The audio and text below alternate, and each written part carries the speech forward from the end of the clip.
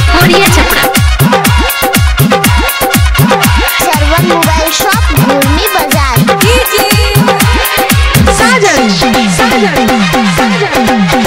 बाबा कैसन बना दिहनी जोड़ी हो, कहाँ चले गईली जान हमके छोड़ी हो।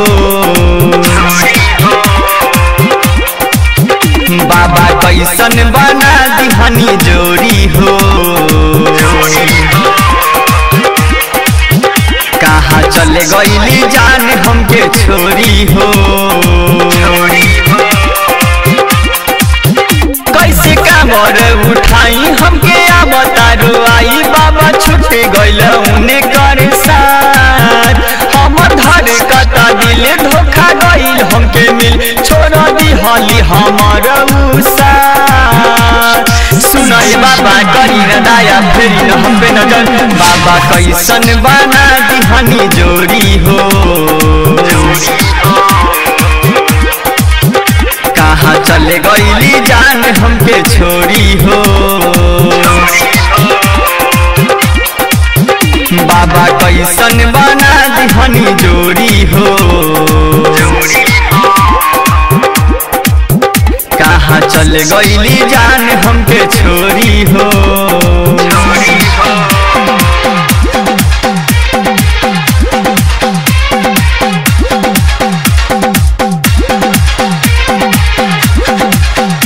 सर्वन मोबाइल शॉप घूर्णी बाजार।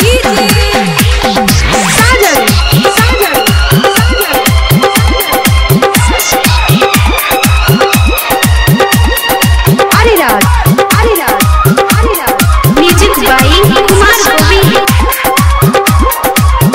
भोलाया पान बन के पराया कैली, साथ छूटी ना बादाऊ हमारा से कैली। हम जलवा चढ़ाई जदी पूरी हमर ताहर हमारे सपना, ठीक कैली ना दिल हमर तोरी हो। कहाँ चले गईली जान हमके छोड़ी हो। बाबा कैसन बना दिहनी जोड़ी हो, कहाँ चले गईली जान हमके छोड़ी हो।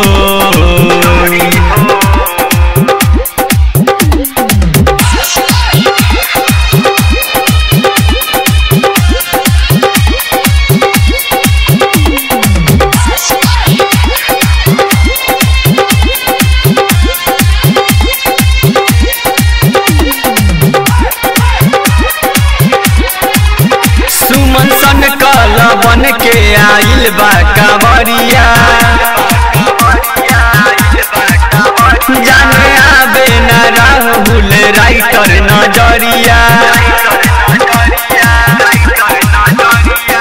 मनवा न लागे उनका बिना, उनके में बसे पारा। आवत रहली मिले चोरी चोरी हो, बाबा कैसन बना दिहनी जोड़ी हो। बाबा कैसन बना दिहनी जोड़ी हो,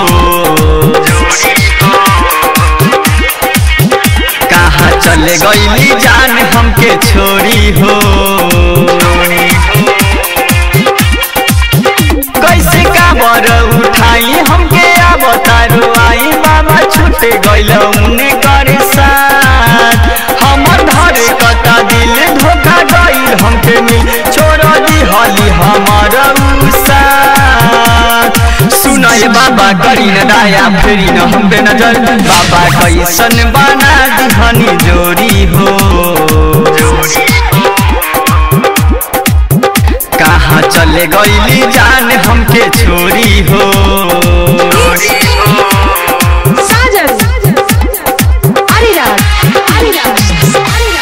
mix by rock star recording studio Horiya Chhapra.